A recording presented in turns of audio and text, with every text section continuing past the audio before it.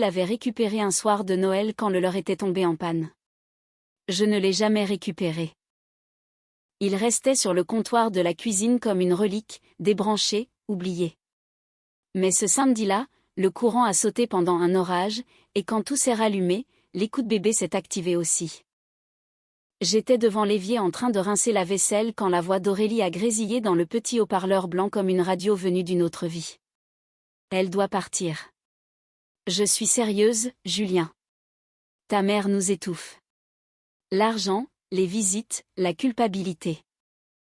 Je ne peux plus respirer dans ce mariage avec elle qui plane sur tout. Il y a eu un silence, puis la voix de mon fils, basse et monocorde, comme un homme qui avait répété ces mots sous la douche et qui les disait enfin à voix haute. Je sais. Je vais m'en occuper. C'est juste qu'elle est une habitude dont je ne me suis pas encore débarrassée. Une habitude. 42 ans à l'élever, et je n'étais qu'une habitude. Comme se ronger les ongles ou laisser la lumière du couloir allumée, quelque chose dont on finit par se passer en grandissant. J'ai fermé le robinet. L'eau a goûté 2 fois puis s'est arrêtée. Je suis restée là, les mains mouillées et la bouche sèche, fixant l'appareil comme s'il pouvait reprendre ses paroles. Ce ne fut pas le cas. Je l'ai débranché lentement, j'ai enroulé le fil autour de la base et je l'ai placé dans le placard au-dessus du réfrigérateur, là où je garde les choses que je ne veux plus regarder. Puis je me suis assise à la table de la cuisine et je n'ai rien fait pendant très longtemps. Je m'appelle Marguerite. La plupart des gens m'appellent Margot. J'ai 67 ans et j'habite la même maison à Nantes depuis 31 ans. C'est une maison bourgeoise avec un jardin trop grand pour une seule personne et un toit qui fuit quand le vent vient de l'Atlantique. Mon mari, François, l'avait acheté quand Julien portait encore des couches. François disait que le jardin serait bien pour un garçon. Il avait raison sur ce point, mais pas sur grand-chose d'autre. Il est parti quand Julien avait 8 ans, s'est installé à Biarritz avec une assistante dentaire nommée Béatrice, et envoyait des chèques qui arrivaient comme la météo, imprévisibles et souvent insuffisants. J'ai élevé Julien seul. J'ai été infirmière au CHU pendant 26 ans. Des gardes de nuit, des doubles gardes, des gardes de jours fériés. J'ai manqué des spectacles d'école et des matchs de foot pour pouvoir payer l'électricité et remplir le frigo. J'ai mis de l'argent de côté pour ses études de commerce.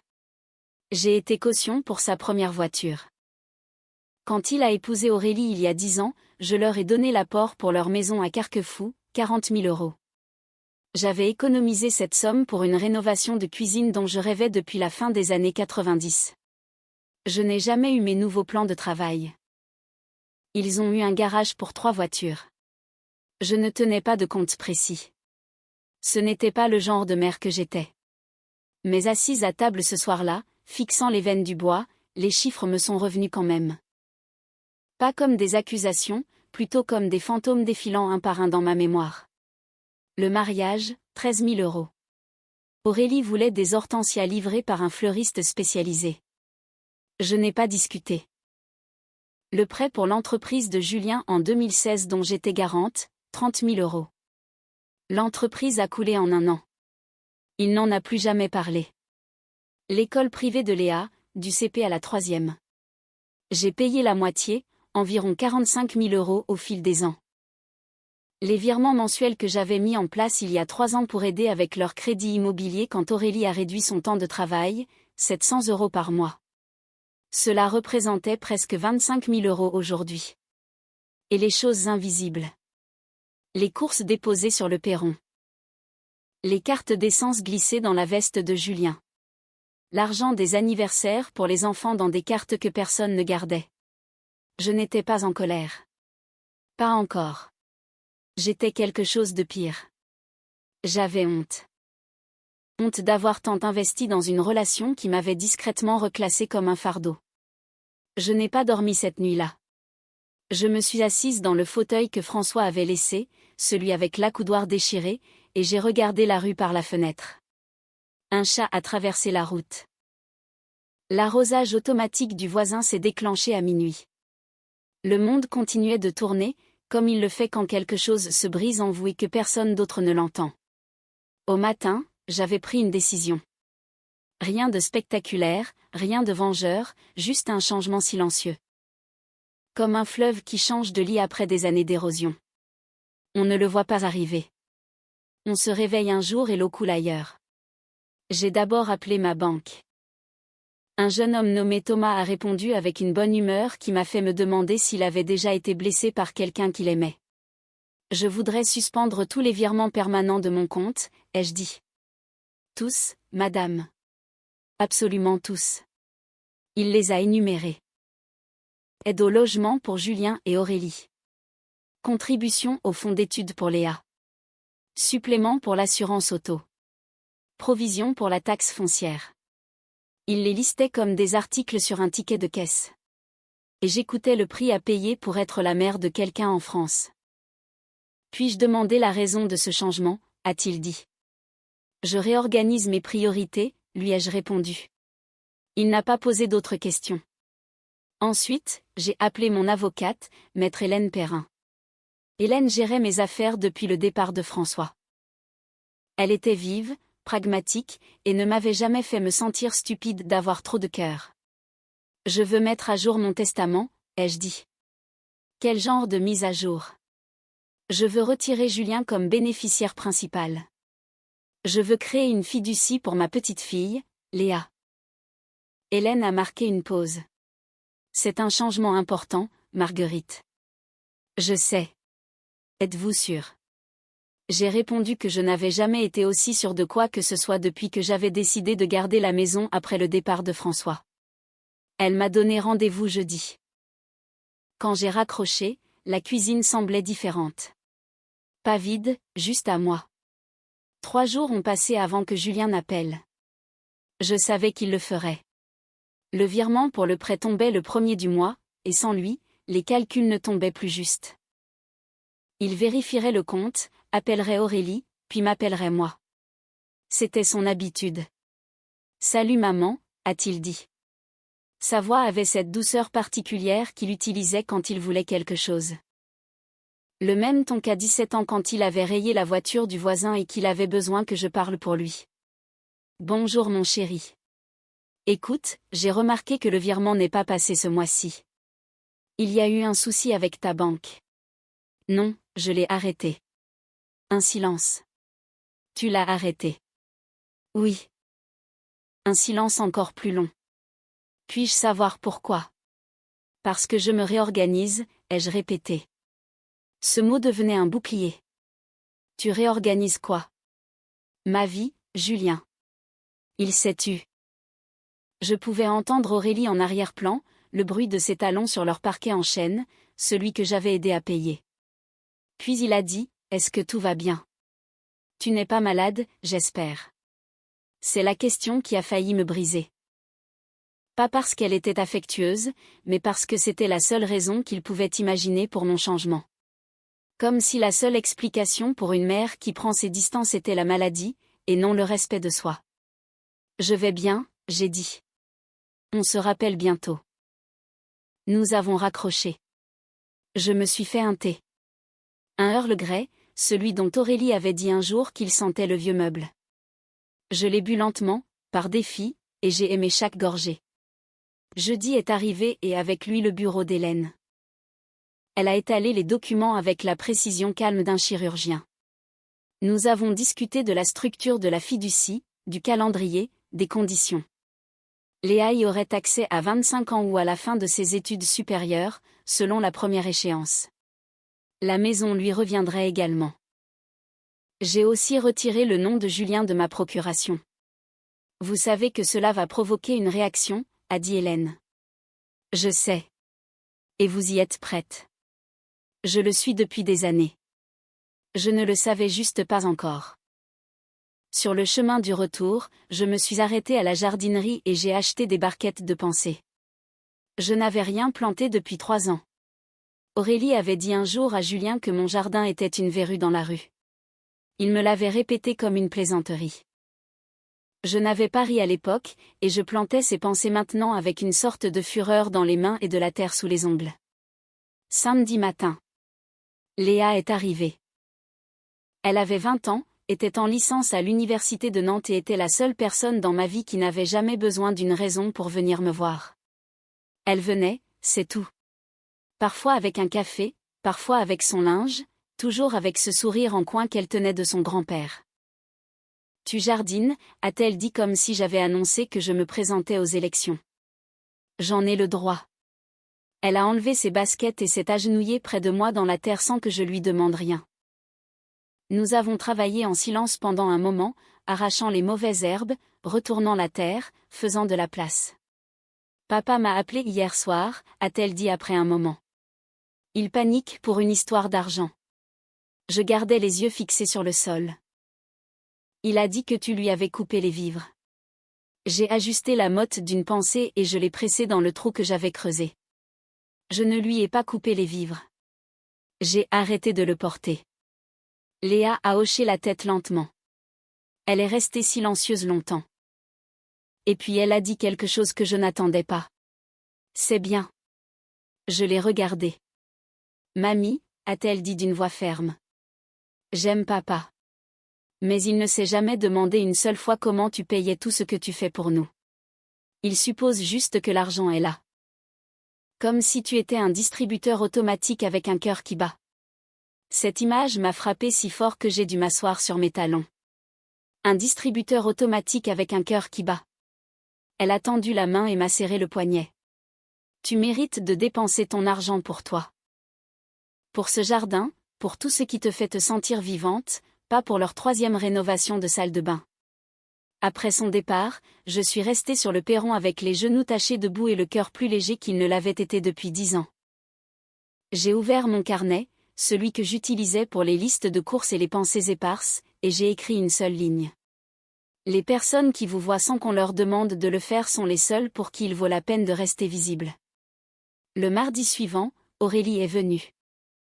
Je ne l'attendais pas.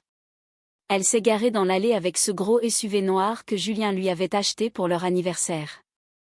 Celui qui coûte plus cher par mois que tout mon budget de course. Elle a frappé poliment, ce qui était inhabituel. Aurélie entrait d'ordinaire comme si elle était chez elle. Peut-être sentait-elle que quelque chose avait basculé. Marguerite, a-t-elle dit, debout sur le perron dans un gilet crème et un rouge à lèvres qui ne s'accordait pas tout à fait avec son sourire. Pouvons-nous parler ? Je l'ai laissée entrer. Elle s'est assise à la table de la cuisine et a posé ses mains à plat sur la surface comme si elle allait annoncer un diagnostic. Julien m'a parlé des virements, a-t-elle commencé. Je n'en doute pas. Je veux juste comprendre, a-t-elle continué. Avons-nous fait quelque chose de mal ? J'ai eu envie de rire. Avons-nous fait quelque chose de mal ? Comme si l'amour était un contrat et que j'avais déposé une réclamation. Mais je n'ai pas ri. J'ai croisé mes mains et j'ai dit quelque chose que je gardais entre mes dents depuis des années. Aurélie, sais-tu la dernière fois que tu m'as demandé comment j'allais sans que ce soit le préambule d'une demande ? Elle a cligné des yeux parce que moi, je le sais. C'était en 2019. Tu as appelé pour demander comment s'était passée mon opération du genou. Et avant que je ne puisse finir de répondre, tu as demandé si je pouvais quand même garder les enfants ce week-end-là. J'ai dit oui, bien sûr. Je disais toujours oui. Sa mâchoire s'est contractée. Ce n'est pas juste. Peut-être pas, mais c'est vrai. Elle est restée assise un moment, ses doigts pressant la table comme si elle essayait de maintenir sa contenance. Puis elle a dit quelque chose que j'ai failli ne pas entendre. Je n'ai pas grandi avec une mère qui donnait comme toi. La mienne comptait tout. Chaque cadeau avait une condition. Alors quand tu as continué à donner sans rien demander, je n'ai pas eu confiance. J'attendais toujours le piège. Et comme il n'y avait pas de piège, elle a baissé les yeux. J'en ai inventé un. Je me suis dit que tu étais manipulatrice, que tu nous étouffais, que tu essayais de prendre le contrôle de notre vie. C'était plus facile que d'admettre que tu étais simplement gentille, et je ne savais pas quoi faire de ça. Nous sommes restés en silence. L'horloge faisait tic-tac. Un oiseau a heurté légèrement la fenêtre et s'est envolé. J'apprécie que tu dises cela, ai-je dit, mais je ne cherche pas d'explication. Je cherche un changement. Elle a hoché la tête, s'est levée et est partie sans un mot de plus. Pas d'embrassade, pas de promesse, juste le déclic de la porte d'entrée et le bruit de ce moteur coûteux qui s'éloignait. 2 jours plus tard, une lettre est arrivée, sans timbre. L'écriture de Julien, cette même écriture brouillonne qu'il avait depuis le CE2 quand son maître disait qu'il écrivait comme un médecin. Maman, commençait-elle. Je ne sais pas comment dire ça correctement, alors je l'écris parce que tu m'as toujours dit que les choses importantes méritent de l'encre, pas de l'air. Je me suis assise. J'ai entendu ce que j'ai dit. Pas seulement l'appel avec Aurélie. Je veux dire tout le reste. Des années à prendre sans remarquer. Des années à attendre que tu sois là sans te demander si tu en avais envie. J'ai dit à Aurélie que tu étais une habitude dont je ne m'étais pas débarrassée. J'ai dit ça et j'aimerais pouvoir le reprendre, mais je ne peux pas. Ce que je peux faire, c'est te dire ce que j'aurais dû dire à la place. Tu es la raison pour laquelle j'ai eu une enfance digne de ce nom. Tu es la raison pour laquelle j'ai pu rêver. Tu as travaillé la nuit pour que je puisse dormir tranquille. Tu m'as tout donné et je t'ai remercié par le silence. J'ai fait une pause à cette ligne. Je l'ai lue 2 fois. Léa m'a dit quelque chose la semaine dernière. Elle a dit que je te traitais comme un distributeur de billets avec un pouls. J'ai voulu protester, mais je n'ai pas pu parce qu'elle avait raison. Je ne demande pas à récupérer ce que j'ai perdu. Je ne le mérite pas. Mais je veux que tu saches que l'homme que tu as élevé est toujours là quelque part, enterré sous des années de confort et de lâcheté. Et si tu le permets, il aimerait commencer à creuser pour sortir. Pas de signature, juste cette dernière ligne suspendue là comme une main tendue à travers l'obscurité. J'ai plié la lettre et je l'ai placée dans le tiroir à côté de mon testament. Pas parce que j'en avais fini avec elle, mais parce que j'avais besoin de temps pour décider de ce qu'elle signifiait. Ce week-end-là, Léa est revenue. Cette fois, elle a apporté un gratin qu'elle avait fait elle-même, légèrement brûlé sur un côté. Parfaitement imparfait. Je ne suis pas encore une grande cuisinière, a-t-elle admis. Tu es déjà meilleure que ton grand-père, ai-je dit. Il a un jour mis le feu à une casserole de soupe. Elle a ri, et le son a rempli la cuisine comme la lumière du soleil remplit une pièce dont on avait oublié qu'elle avait des fenêtres. Pendant le dîner, elle m'a dit qu'elle écrivait quelque chose pour son cours de création littéraire, un texte sur les femmes qui disparaissent à l'intérieur de leur propre famille. Pas parce qu'elles partent, mais parce que tous les autres cessent de les regarder. Puis-je t'en lire une partie, a-t-elle demandé. J'ai hoché la tête. Elle a sorti son téléphone et a lu sur l'écran, sa voix basse et appliquée. Elle était la fondation sur laquelle ils construisaient leur vie. Et puis ils décoraient les murs et oubliaient que le sol sous leurs pieds existait. Elle portait tout et ils appelaient ça de l'aisance. Elle s'est fissurée et ils ont appelé ça un drame. J'ai posé ma fourchette. C'est à propos de moi, ai-je dit, sans que ce soit une question. C'est à propos de chaque femme comme toi, a-t-elle dit. Et il y en a tellement. Elle est restée tard ce soir-là.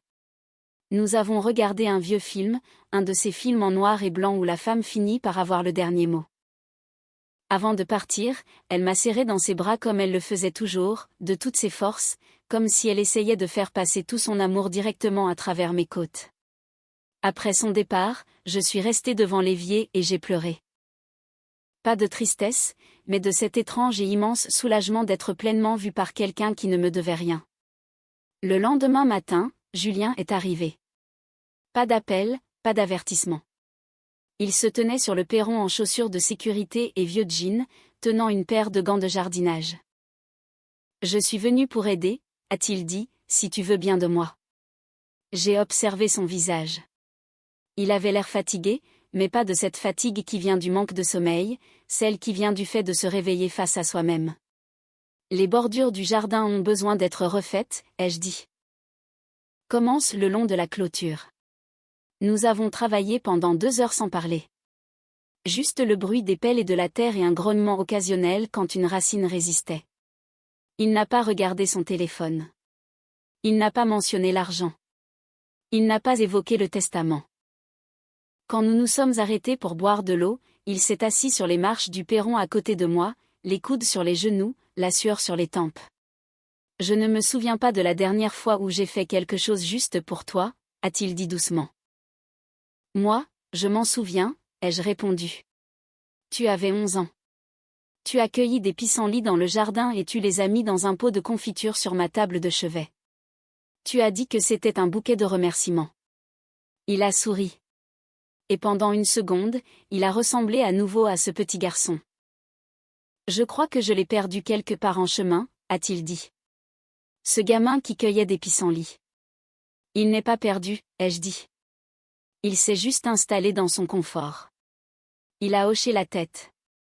Puis après un moment, maman, je ne vais pas te demander de changer le testament. J'ai attendu. Je vais te demander de me laisser regagner ma place dans ta vie.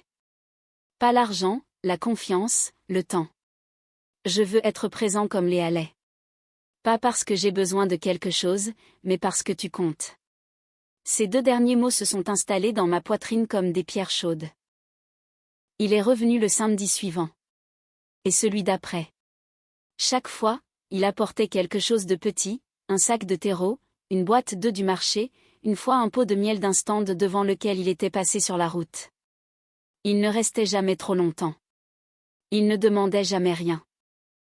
Aurélie a envoyé une carte. C'était bref.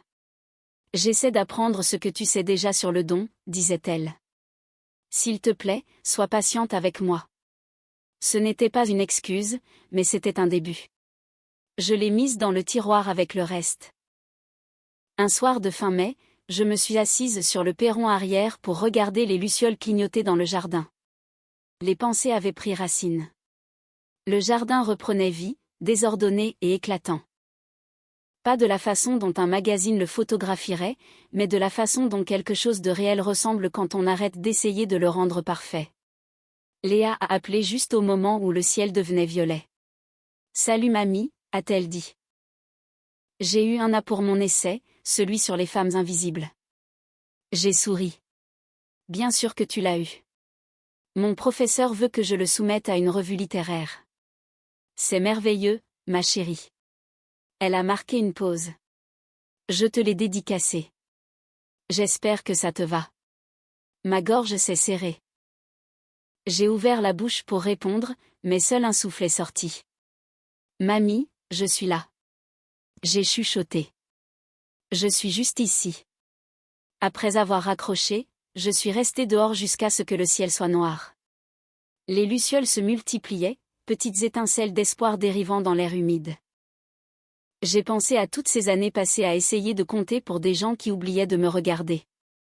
Au dîner que j'ai cuisiné et pour lesquels personne ne m'a remercié, au chèque que j'ai signé et que personne n'a reconnu. Au fait où j'étais assise au bout de la table comme une invitée dans ma propre famille. Et puis j'ai pensé à Léa agenouillée dans la terre à mes côtés, riant de ses gratins brûlés, écrivant des essais sur les femmes comme moi. J'ai pensé à Julien, silencieux et transpirant dans le jardin, apprenant à 42 ans ce qu'il aurait dû comprendre à 20. J'ai pensé à moi-même, non pas comme la mère de quelqu'un ou le compte en banque de quelqu'un, mais comme Marguerite, une femme avec une maison qui lui appartient, un jardin dont elle prend soin, et une vie qu'elle vivait enfin selon ses propres termes. Je suis entrée, j'ai allumé une bougie et j'ai ouvert mon carnet à une page blanche. J'ai écrit lentement, pressant le stylo sur le papier comme si je gravais les mots dans la pierre. Cette histoire nous rappelle avec force que le rôle de mère ne devrait jamais être synonyme d'effacement personnel ou de simples ressources financières. Trop souvent, dans nos sociétés modernes, nous considérons le dévouement des parents, et particulièrement celui des mères, comme un acquis, une dette sans fin ou, comme le dit si cruellement le personnage de Julien, une habitude. Le réveil de Marguerite est un acte de courage immense, non pas par vengeance, mais par nécessité de retrouver sa propre dignité. Il est fascinant de voir comment un simple incident technique, cet écoute bébé oublié, devient le catalyseur d'une libération émotionnelle et d'une redéfinition des liens familiaux.